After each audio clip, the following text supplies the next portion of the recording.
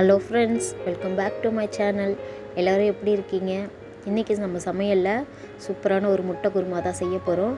So இந்த முட்டை குருமா ரொம்ப ட்ரெடிஷ்னலாக இருக்கும், அதே நேரத்தில் டிஃப்ரெண்ட்டான டேஸ்ட்லேயும் இருக்கும் ஃப்ரெண்ட்ஸ். மசாலா வச்சு நம்ம தேங்காய் வச்சு நம்ம இதை எப்படி செய்யலான்றதை பார்க்கலாம். இந்த டிஷ்ஷு பார்த்திங்கன்னா இட்லி, சப்பாத்தி, பூரி, சாப்பாடு எல்லாத்துக்குமே ரொம்ப ஆப்டான ஒரு டிஷ்ஷு தான் ஃப்ரெண்ட்ஸ். இப்போ இதை எப்படி செய்யலான்றதை நம்ம வீடியோக்குள்ளே போய் பார்க்கலாம். இது செய்யும்போது அப்படியே நம்மளுக்கு முழுசாக முட்டை அப்படியே இருக்கும். ஸோ எதுவுமே டேஸ்ட்டும் இல்லை, எந்த ஒரு குறையும் இருக்காது ஃப்ரெண்ட்ஸ். ரொம்பவே அட்டகாசமான ஒரு டேஸ்ட்டில் இருக்கும். சரி வாங்க வீடியோக்குள்ளே போகலாம். லேட் பண்ணாமல் இதை எப்படி செய்யலான்றதை நம்ம போய் பார்க்கலாம். வீடியோக்குள்ளே போகிறதுக்கு முன்னாடி சேனலை சப்ஸ்கிரைப் பண்ணுங்கள் ஃப்ரெண்ட்ஸ். வீடியோ பிடிச்சிருந்தா ஒரு லைக் பண்ணுங்கள்.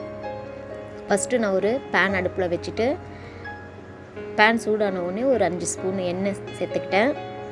எண்ணெய் சேர்த்ததுக்கப்புறமா எண்ணெய் சூடானதுக்கப்புறமா சோம்பு ஒரு ஸ்பூன் சேர்த்துக்கலாம். வேறு எதுவும் நம்ம தாளிக்க போகிறதில்ல, வெறும் சோம்பு மட்டும்தான் இதில் போட்டு தாளித்து எடுக்க போகிறோம். ஸோ இந்த சோம்பு நல்லா கொஞ்சம் சுற்றி விட்டுட்டு நல்லா பொரியிற அளவுக்கு கொஞ்சம் வெயிட் பண்ணுவோம். ஸோ சோம்பு பொரிஞ்ச உடனே ஒரு 2 பச்சை மிளகாய் நான் இந்த மாதிரி 2ஆக கட் பண்ணி அதில் சேர்த்துக்கிறேன். அதுக்கப்புறம் ஒரு 2 பெரிய வெங்காயம் பொடியாக சாப் பண்ணி வச்சுருக்கேன், இந்த வெங்காயமும் சேர்த்துக்கலாம். அதுக்கப்புறம் கருவேப்பிலை தேவையான அளவு சேர்த்துட்டு நல்லா இதை வதக்க போகிறோம். ஸோ இந்த கருவேப்பிலை நல்லா வதங்கினதுக்கப்புறமா அடுத்தடுத்து நம்ம என்ன போடலான்றதை பார்க்கலாம். ஸோ வெங்காயம் இப்போ நல்லா வதங்கி வந்துடுச்சு. இப்போது ஒரு 1.5 ஸ்பூனு இஞ்சி பூண்டு பேஸ்ட்டு ஆட் பண்ணிக்கிறேன். இஞ்சி பூண்டு பேஸ்ட்டு நல்லா பச்சை வாசனை போகிற வரைக்கும் நீங்கள் நல்லா அதை வதக்கி விட்டுக்கோங்க. ஸோ இதுக்கப்புறமா பாருங்கள், தக்காளி அதே அளவு நான் தக்காளி எடுத்து வச்சுருக்கேன். வெங்காயம் எவ்வளோ எடுத்தோமோ அதே அளவு தான் தக்காளியும் எடுத்து வச்சுருக்கேன். இந்த தக்காளி போட்டுட்டு கூடவே கல்லுப்பு, இந்த தக்காளி சீக்கிரமாக வதங்கிறதுக்காக நான் கல்லுப்பு சேர்த்துக்கிறேன். ஒரு ஸ்பூன் கல்லுப்பு சேர்த்துட்டு நல்லா இதை கொலைய இந்த மாதிரி வேக விட்டு எடுத்துக்கலாம். பாருங்கள் எந்த அளவுக்கு தக்காளி வந்துடுச்சு பாருங்கள். இப்போ பாருங்கள், நான் ஒரு 2 மீடியம் சைஸ் உருளைக்கிழங்கு நல்லா இந்த மாதிரி பொடியாக சாப் பண்ணி வச்சுருக்கேன். அந்த உருளைக்கிழங்கும் அதில் சேர்த்துக்கலாம். இந்த முட்டை குருமாவில் உருளைக்கிழங்கு சேர்க்கும்போது பிள்ளைங்களுக்கும் ரொம்ப பிடிச்சமான ஒரு டிஷ்ஷாக இதாகிடும். அதே மாதிரி பெரியவங்களுக்கும் நல்லாயிருக்கும் சாப்பிட.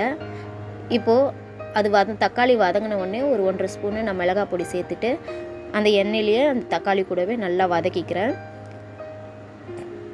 நல்லா வதங்கினதுக்கப்புறம் பாருங்கள், தேவையான அளவு தண்ணி ஊற்றிக்கிறேன். தண்ணி நல்லா நான் ஒரு டம்ளர் தண்ணி ஊற்றிட்டு நல்லா இதை கொதிக்க விட போகிறேன் ஃப்ரெண்ட்ஸ். நல்லா கொதிக்க விட்டுட்டு பாருங்கள், இது கூட கொதிச்சதுக்கப்புறமா என்ன சேர்க்க போகிறோன்னு பார்த்திங்கன்னா ஒரே ஒரு ஸ்பூன் கரம் மசாலா சேர்த்துருக்கேன். ஸோ இது ஃப்ளேவருக்காக சேர்த்துருக்கேன், நல்லாயிருக்கும் ஃப்ரெண்ட்ஸ். இது இந்த மாதிரி செய்யும்போது பாருங்கள், கரம் மசாலா சேர்த்ததுக்கப்புறம் தேங்காய் அரைச்சி ஊற்றுறேன். தேங்காய் ஒரு 1/4 மூடி தேங்காய் அரைச்சி, வெறும் தேங்காய் மட்டும்தான் ஊற்றுறேன், அது கூட நான் எதுவுமே சேர்க்கலை. தேங்காய் அரைச்சி நல்லா அதில் ஊற்றி நல்லா மிக்ஸ் பண்ணி கொதிக்க விடலாம். அது கூடவே தேவையான அளவு உப்பு போட்டுக்கலாம். நான் தக்காளி வதங்கும் போதே நான் உப்பு போட்டிருக்கிறேன். ஸோ நீங்கள் பார்த்து சேர்த்துக்கோங்க.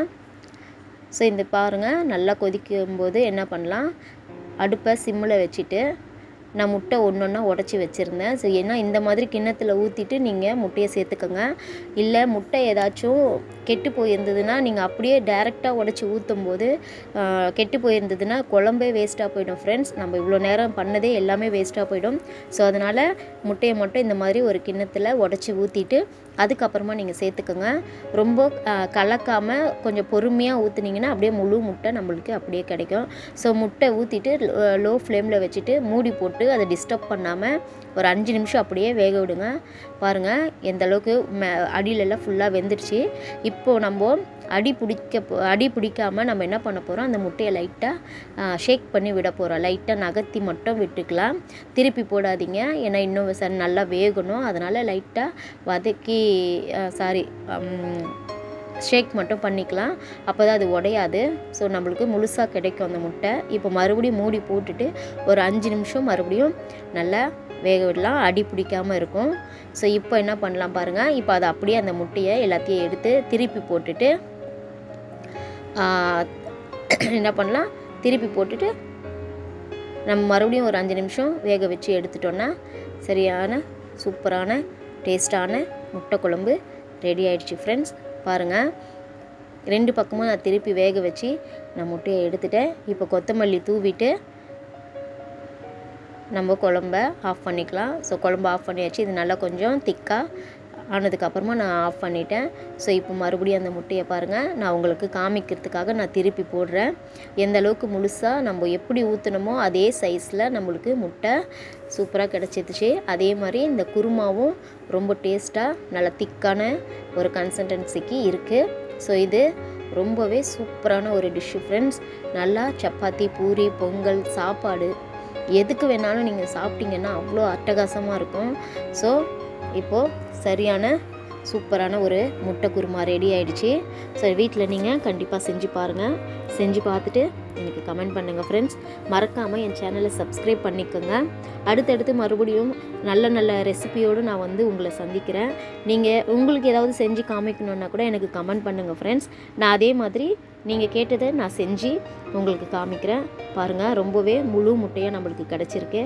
ஓகே ஃப்ரெண்ட்ஸ், மறுபடியும் நான் ஒரு இன்ட்ரெஸ்டிங்கான ஒரு டிஷ்ஷோட நான் உங்களை சந்திக்கிறேன்.